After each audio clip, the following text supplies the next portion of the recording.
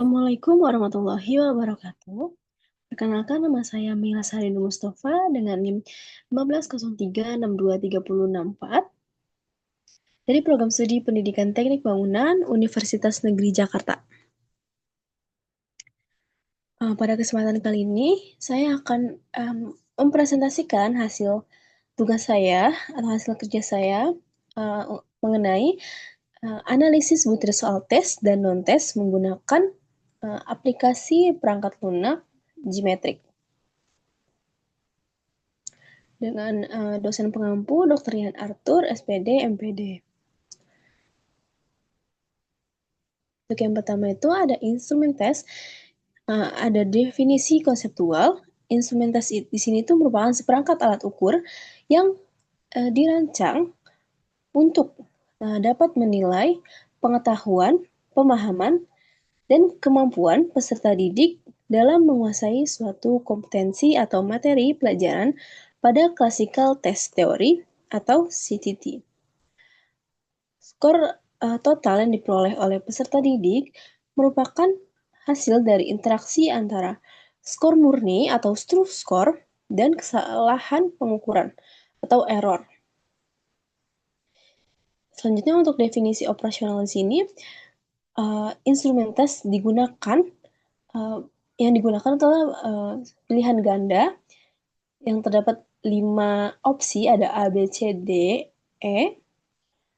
Dan untuk materinya adalah spesifikasi instalasi perpipaan air bersih. Dan terdapat 10 butir soal dengan level kognitif sesuai dengan taksonomi Bloom, yaitu C1 sampai C6. Nah, untuk apa saja yang dianalisis menggunakan aplikasi Gmetric, yang pertama adalah validitas, yang kedua ada reliabilitas, yang ketiga ada daya beda, yang keempat ada fungsi distraktor, yang kelima ada tingkat kesukaran. Tujuan dilakukannya analisis ini adalah untuk kita bisa memastikan bahwa instrumen tes yang sudah dibuat ini memiliki kualitas yang baik atau masih kurang baik, sehingga butir soal ini bisa digunakan sebagai alat ukur untuk menguji kemampuan atau menguji kompetensi siswa di SMK. Untuk kompetensi inti yang dibahas di sini adalah untuk memahami, menerapkan, menganalisis, dan mengevaluasi tentang pengetahuan faktual, konseptual, operasional dasar, dan metakognitif sesuai dengan bidang dan lingkup kerja dasar-dasar teknik konstruksi dan properti pada tingkat teknis, spesifik, detail, dan kompleks berkenaan dengan ilmu pengetahuan, teknologi, seni budaya, dan humaniora dalam konteks pengembangan potensi diri sebagai bagian dari keluarga, sekolah, dunia kerja, warga masyarakat nasional, regional, dan internasional. Selanjutnya untuk KD atau kompetensi dasar yang dibahas adalah memahami spesifikasi instalasi perpipaan air bersih. Untuk desain instrumen tes sendiri itu sudah dijelaskan tadi, yaitu adalah pilihan ganda dengan 5 opsi jawaban dari A sampai E, dan setiap soal itu memiliki satu jawaban benar atau biasa disebut dengan kunci jawaban, dan 4 jawaban salah atau distraktor. Distraktor itu dibuat dengan sebaik mungkin dan bentuknya itu harus logis, homogen dengan jawaban-jawaban lainnya, sehingga dapat mengecoh responden. Maaf, di sini ada kesalahan.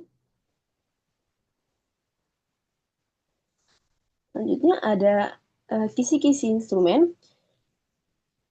Kisi-kisi instrumen itu ada pada di layar ini. Terdapat 10 butir pertanyaan. Yang materi ajaran adalah spesifikasi instalasi perpipaan air bersih dalam mata pelajaran konstruksi dan utilitas gedung. Jumlahnya ada 10, bentuk soalnya pilihan ganda. Dan soal-soal ini juga sama seperti soal pada tugas sebelumnya, yaitu yang menyusun instrumen tes. Untuk butir-butirnya adalah seperti ini.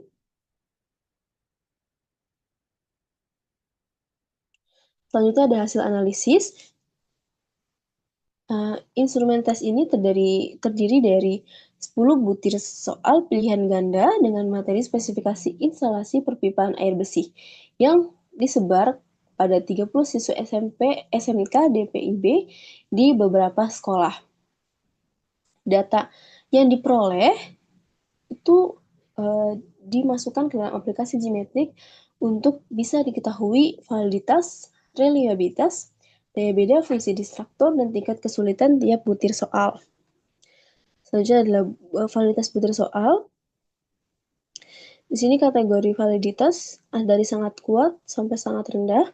Untuk sangat kuat sendiri nilai koefisiennya adalah 0,400 sampai 1000, kuat 0,600 sampai 0,799, untuk cukup 0,400 sampai 0,599, untuk rendah adalah 0,200 sampai 0,399, untuk sangat rendah adalah 0,000 sampai 0,199.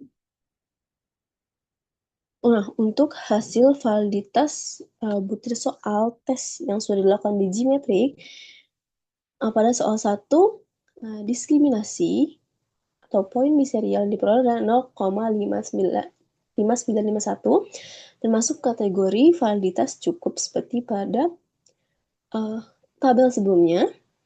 Untuk yang nomor 2 ada 0,6532 masuk kategori kuat.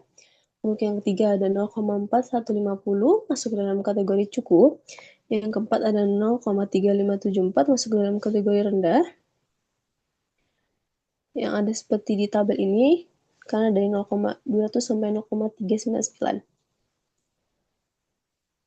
Selanjutnya ada nomor 5, 0,4269 masuk ke dalam kategori cukup. 0,2246 masuk ke dalam kategori rendah, karena di bawah 3, di bawah di antara 0,200 sampai 0,399.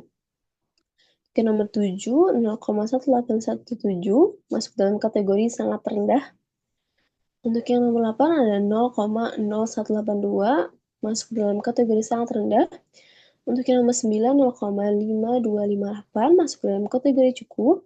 Untuk yang nomor 10, 0,1492 masuk dalam kategori sangat rendah. Nah, untuk pembahasan validitas di sini, dari 10 soal, rata-rata soal itu memiliki termasuk dalam kategori yang beragam, dari mulai sangat rendah sampai kuat. Untuk soal nomor 2, memiliki nilai diskriminan di atas 0,400 sehingga masuk ke dalam kategori kuat. Untuk soal nomor 1, 3, 5, dan 9 memiliki nilai diskriminasi antara 0,400 sampai 0,599 sehingga masuk ke dalam kategori cukup. Nomor 4 dan 6 juga dia nilai diskriminasi diperoleh ya di atas dari di antara 0,200 sampai 0,399 sehingga masuk dalam kategori rendah. Untuk soal nomor 7, 8, 10 itu juga memiliki nilai diskriminasi di bawah 0,200. Maaf, ada kesalahan 0,200 yaitu 0,1817, 8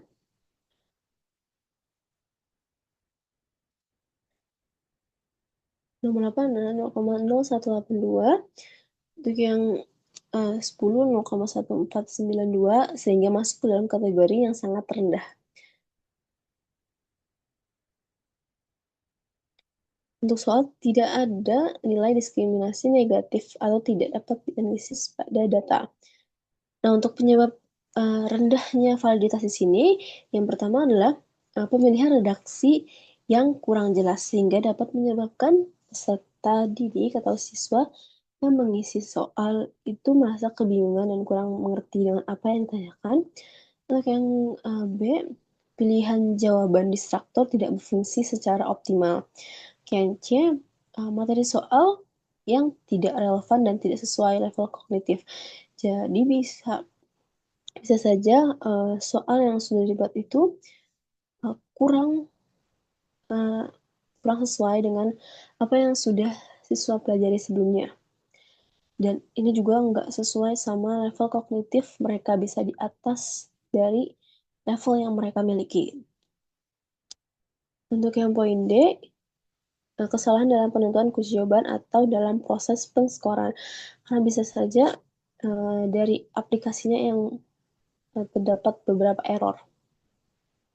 Nah, untuk rekomendasi perbaikan validitas, yang pertama, revisi butir soal memiliki validitas sangat rendah, itu bisa diperbaiki di pemilihan redaksi dan memperbaiki distraktor yang tidak efektif.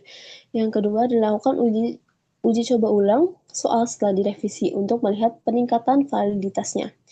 Untuk yang tiga, pastikan setiap soal sesuai dengan indikator dan tujuan pembelajaran serta mengukur level kognitif yang sama. Selanjutnya adalah reliabilitas instrumen untuk kategori dan nilai koefisien validitasnya hampir sama dengan yang validitas.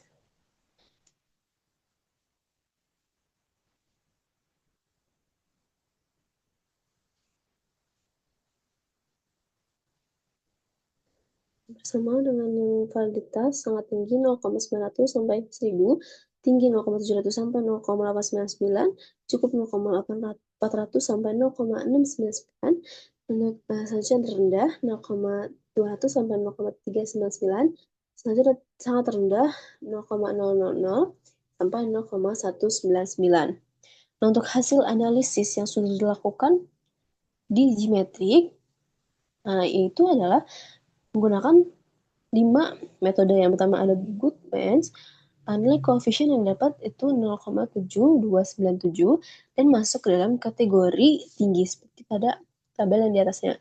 Misalnya ada metode koefisien alpha, nilai koefisiennya adalah 0,6931 dan masuk ke dalam kategori cukup. Gilmer 0,7150 masuk ke dalam kategori tinggi. Yang selanjutnya ada Field Brennan, nilai koefisiennya adalah 0,7048 masuk ke dalam kategori tinggi. Yang selanjutnya ada Rajus Beta, nilai koefisiennya adalah 0,6931 dan masuk dalam kategori cukup. Nah, untuk reliabilitas ini, 3 metode itu masuk ke dalam kategori tinggi, yaitu ada Goodman, ada Field Gilmer, dan selanjutnya ada Field Brennan. Nah, hal ini menunjukkan bahwa ketiga metode ini menunjukkan bahwa instrumen tes sudah memiliki stabilitas dan konsistensi yang kuat. Untuk dua metode lainnya itu masuk ke dalam kategori cukup, yaitu ada koefisien alpha dan radius beta.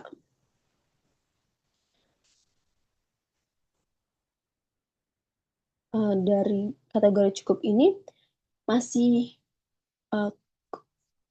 sudah bagus, cuma masih ada perlu perbaikan, namun sudah memenuhi syarat minimal sebagai alat ukur. Selanjutnya, reliabilitas dalam instrumen ini tergolong baik dan sudah layak digunakan dalam evaluasi pembelajaran, meskipun masih terdapat beberapa soal yang perlu ditingkatkan kualitasnya. Daya butir soal tes, beda butir soal tes adalah salah satu karakteristik penting dalam instrumen tes yang menunjukkan kemampuan suatu butir soal dapat membedakan antara peserta tes yang memiliki kemampuan tinggi atau kelompok atas dan rendah atau kelompok bawah. Untuk klasifikasinya adalah sebagai berikut. Yang pertama ada kategori daya beda, baik sekali, baik, cukup, jelek, tidak baik.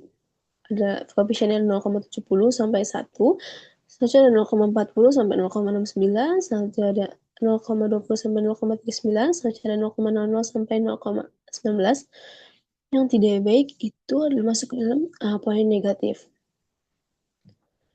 Dari analisis yang sudah dilakukan di Gmetrik, untuk soal-soalnya mendapat poin seperti ini, bisa lihat dalam nomor 1, 2, 3, 5, itu masuk dalam kategori baik.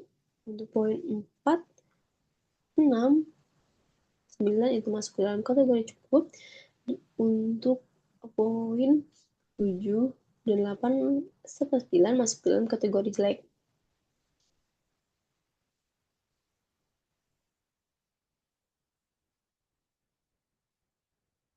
Ada fungsi distraktor. Fungsi distraktor dalam soal pilihan ganda ini adalah salah satu indikator penting untuk mengevaluasi efektivitas alternatif jawaban selain kunci benar.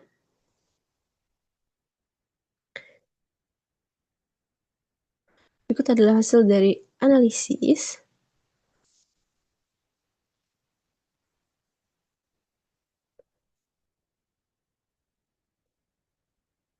Selanjutnya adalah klasifikasi tingkat kesukaran. Tingkat kesukaran ada 3, yang pertama sukar, sedang, dan mudah. Untuk nilainya yang sukar itu adalah 0,00 sampai 0,30, sedang itu 0,31 sampai 0,70, untuk mudah 0,70 sampai 100. Karena analisis butir soal yang didapat, yang pertama itu proporsi pemilih 0,8387 sehingga masuk dalam kategori mudah. Untuk yang kedua juga mudah, yang ketiga 3, 4, 5 itu masuk ke dalam sedang. Untuk nomor 6 mudah, nomor 7 sedang, nomor 8 sukar, nomor 9 sedang, nomor 10 sukar.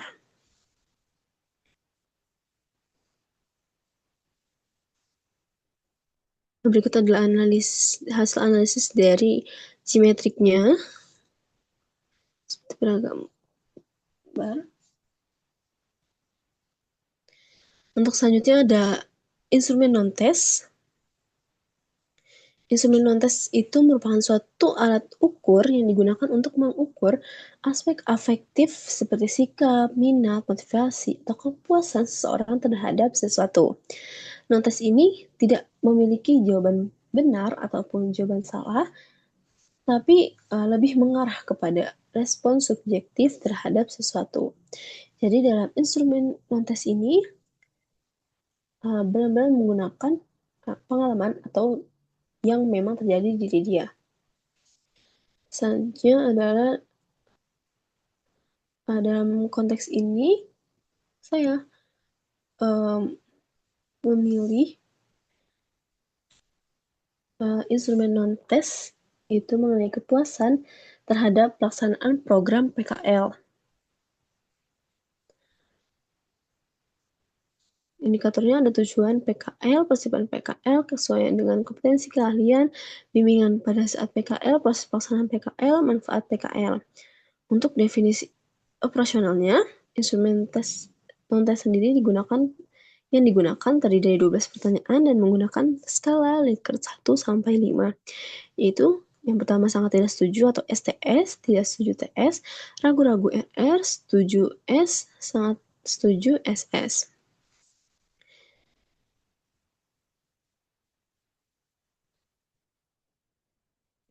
Untuk desain instrumen non-test di sini menggunakan skala Likert dengan 5 tingkat respon. Yang pertama sangat tidak setuju, yang kedua tidak setuju, yang ketiga ragu-ragu, yang keempat setuju, yang kelima sangat setuju. Untuk butir negatif itu kebalikan dari apa yang ada di sini.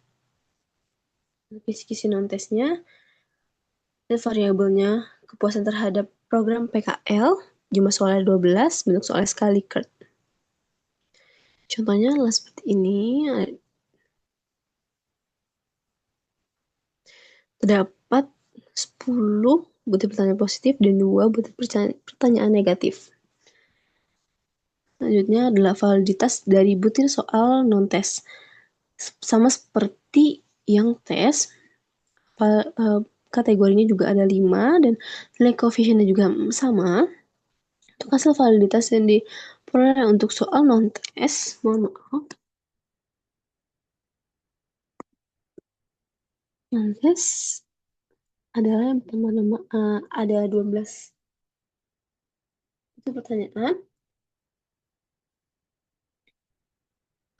Nomor 1, 2, 3 masuk ke dalam kategori validitas kuat, 4 sangat kuat, nomor 5 kuat, nomor 6 cukup, nomor 7 sangat kuat, nomor 8 rendah, nomor 9 kuat, nomor 10 kuat, nomor 11 cukup, dan nomor 12 itu sangat kuat. Untuk diskriminasi atau poin misalnya ini dilihat juga di nilai koefisien validitasnya, sehingga bisa ditentukan kategori validitasnya.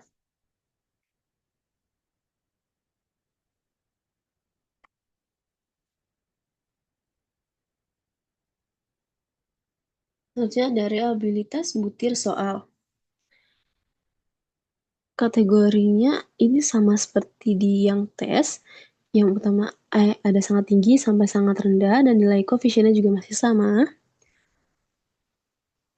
Nah, untuk hasil analisis reliabilitas dari Gmetric itu untuk tes ada 5 metode juga. Yang pertama ada Goodman, koefisien alpha, Feld-Gilmer, Feld-Brennan, radius beta.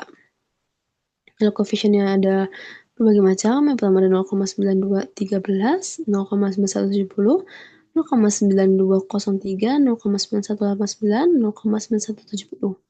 Dan semuanya masuk ke dalam kategori sangat tinggi karena nilai yang didapat itu di atas 0,900 sampai 1000.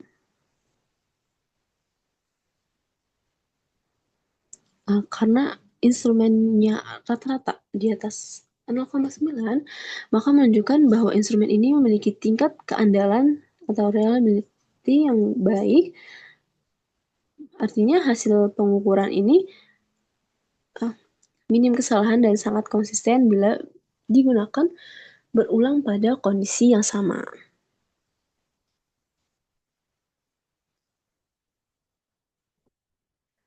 Nah, sekian presentasi tugas ujian akhir semester dari saya.